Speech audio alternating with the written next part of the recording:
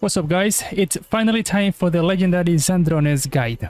As always, this is a complete recap of everything we have covered the past 5 weeks, all focused on Sandrone. I stream every Tuesday, Thursday and Saturday on Kick, and thanks as always to everyone directly supporting the channel. We're running a little behind schedule, but all we can do is keep moving forward and take a break when needed. And repeat, a lot of what I'm about to say goes all the way back to late May. Sandrone is a Cryo Claymore user, main DPS. As a main DPS, she'll stay on field for most of your rotation.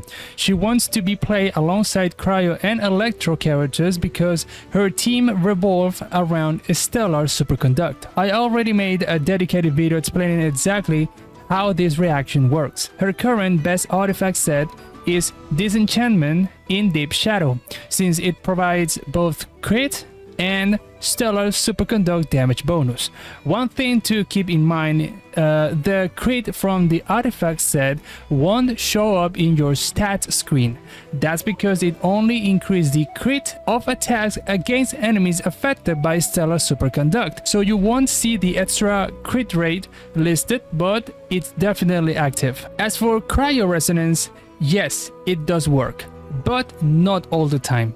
For Cryo Resonance to activate, enemies need to actually have a Cryo Aura on them. That doesn't happen, but only intermittently.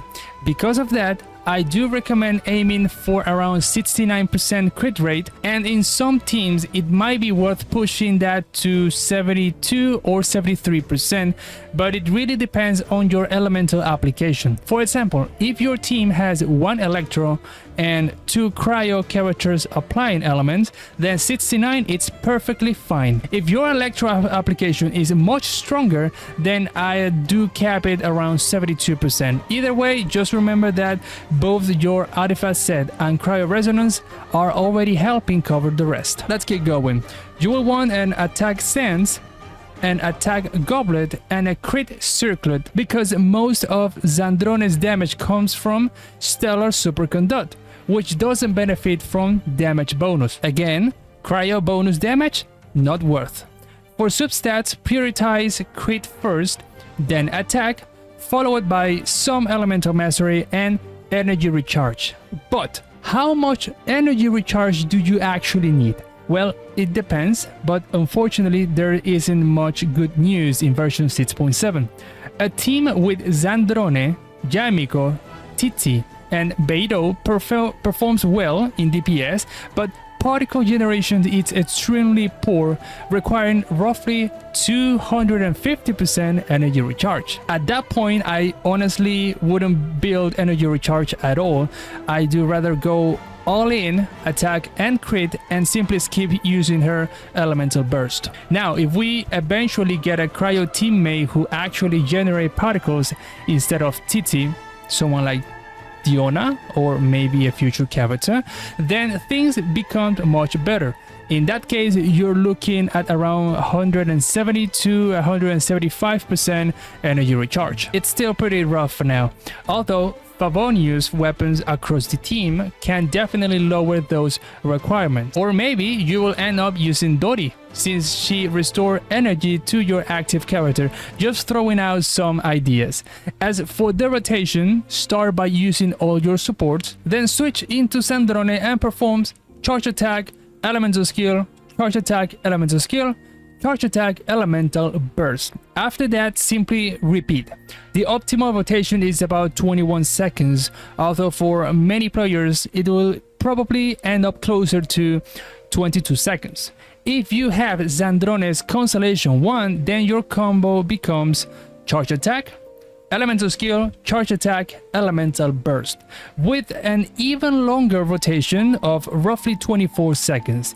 And that's basically it. You now know how to build and play Sandrone. As for team compositions, I've already covered several of them along with their respective DPS calculations. Don't expect her to be meta, and honestly most of what I say here has already been covered before. One thing I do want to mention is Shilonen C2. Since I've gotten quite a few questions about it, yes, it will rank among Sandrone's strongest teams, but comparing it against C0 teams. If you have invested enough to own Shilonen C2, then congratulations, but it's not exactly a fair comparison. Her best weapons are on screen right now, although I also have another video covering a much larger list. One standout option is Wolf Gravestone, so if you happen to have one sitting unused, Sandrone can make a great use of it. As for Constellation 1 is what changes Sandrone's combo, because her gauge now feels at half the normal speed. She also grants the entire team a stellar conduct bonus while she's on the field. Constellation 2 increases the crit damage of Sandrone's empowered charge attack, resulting in another noticeable DPS increase. If you are wondering whether to spend your Primogems on her Constellation 1 or her signature weapon, I made a video about that. Probably have to update it soon because of version 7.0 though. For talent priority, level up her normal attacks first, since that's where most of her damage comes from. Then her elemental burst, and finally her elemental skill. That's everything for now, everyone. Thanks for watching, and I will see you in the next one.